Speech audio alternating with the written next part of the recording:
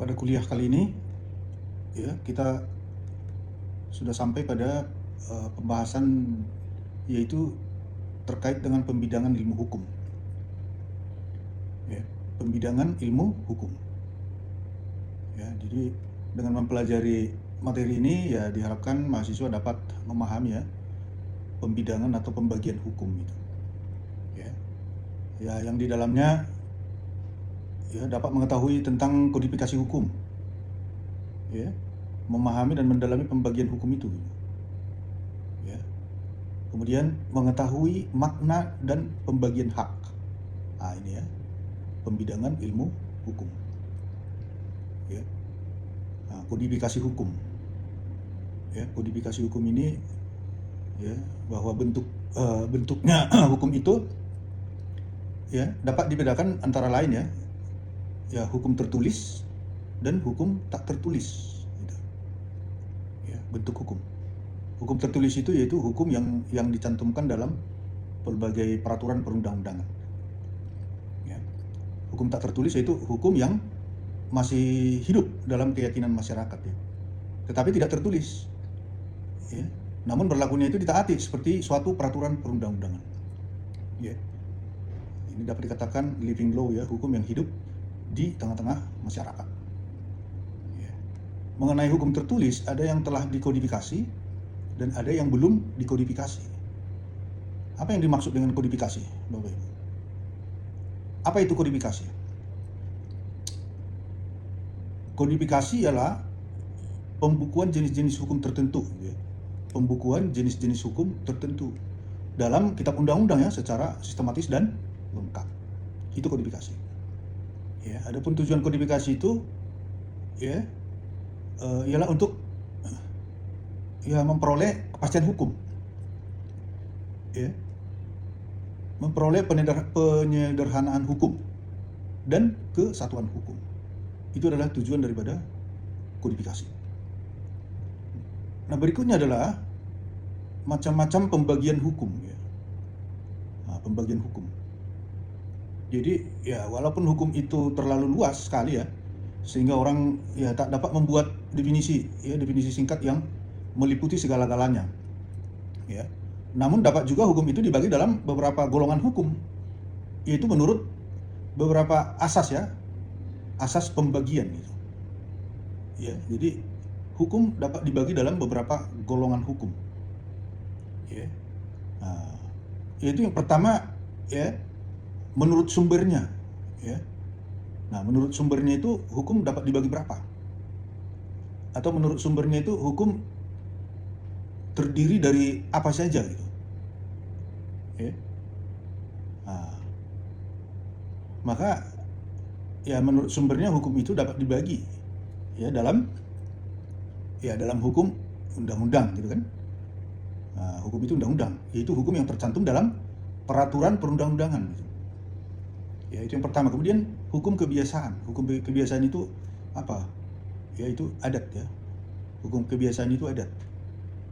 Hukum adat, yaitu hukum yang terletak di dalam peraturan kebiasaan adat. Ya. Nah, kebiasaan adat yang berlaku pada masyarakat di suatu daerah. Ya. Nah, kebiasaan adat.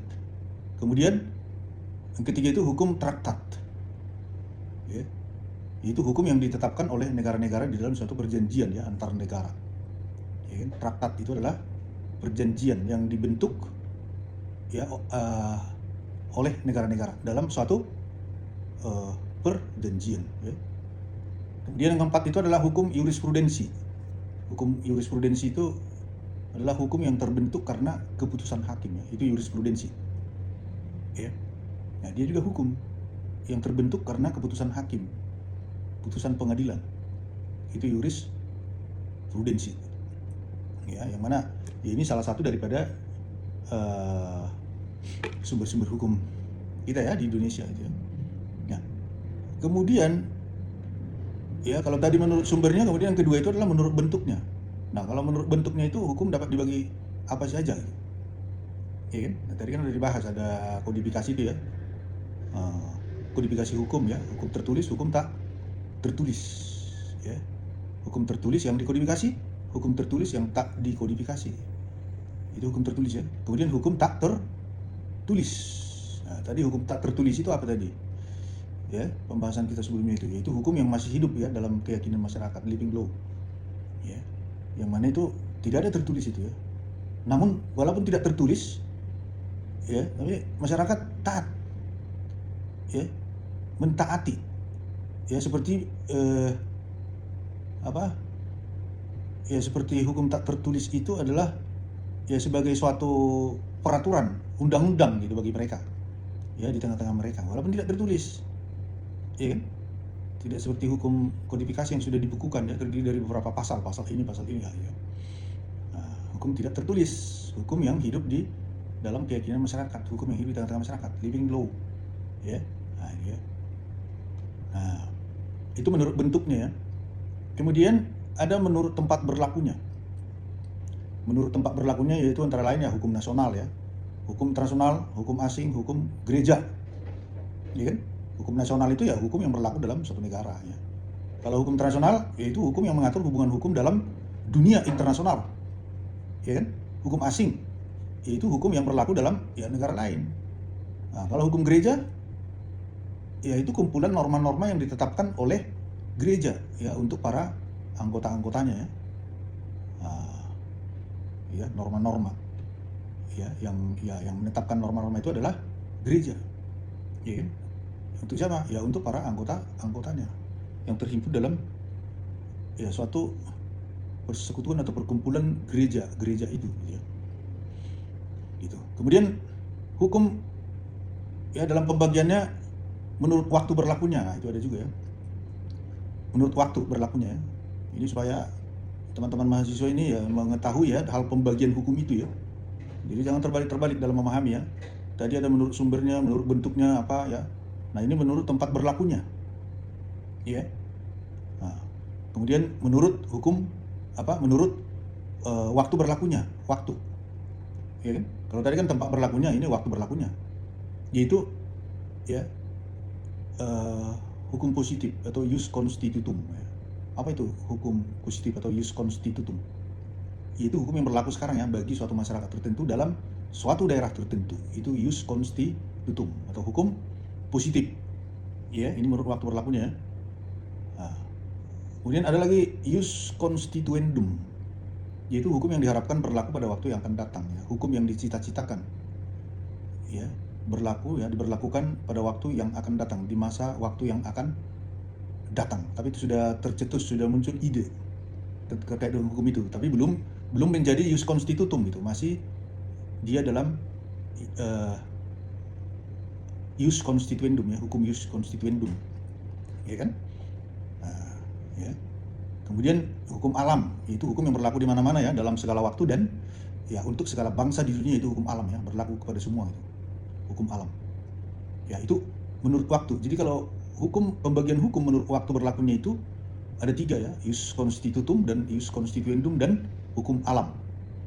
Jadi kalau ada pertanyaan, ya sebutkan dan jelaskan ya pembagian hukum menurut waktu berlakunya ya, jawabannya itu ya.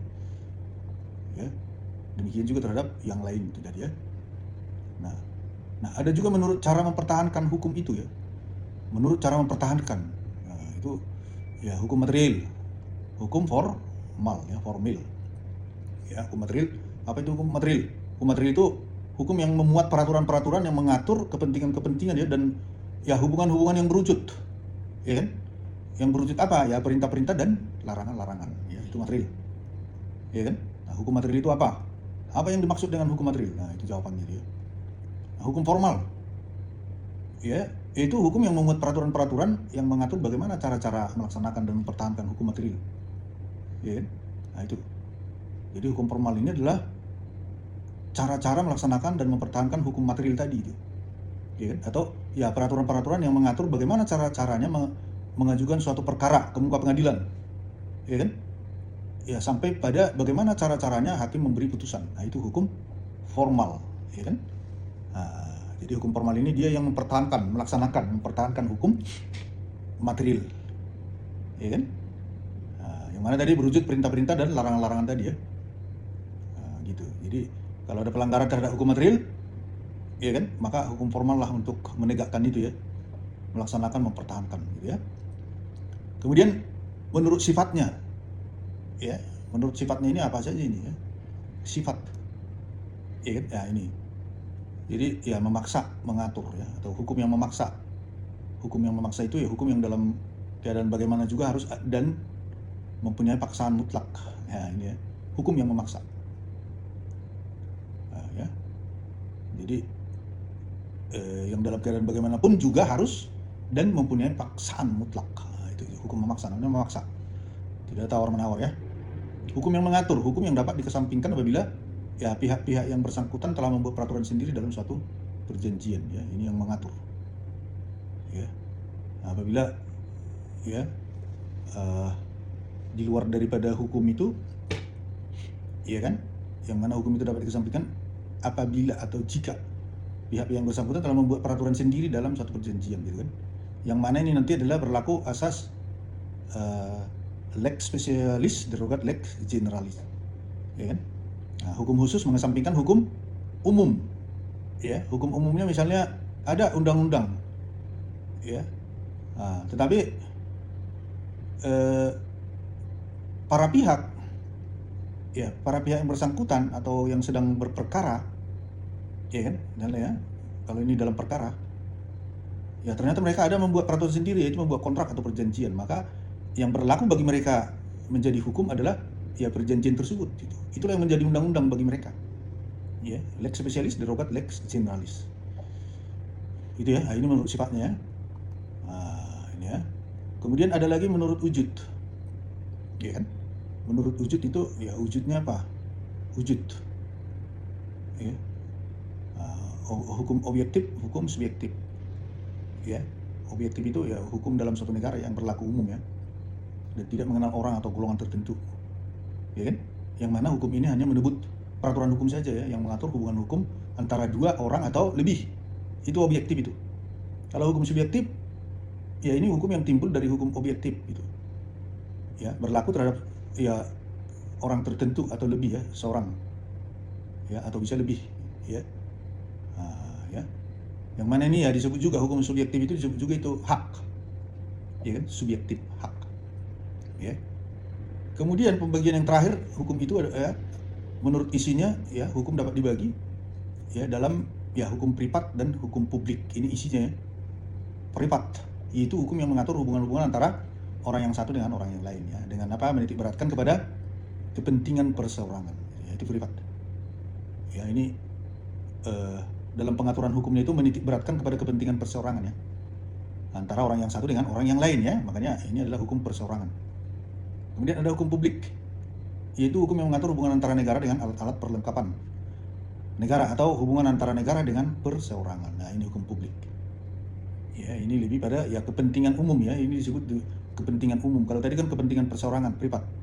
Ini publik ya menitik beratkan pada kepentingan umum. Ya. Nah, itu hukum publik ya.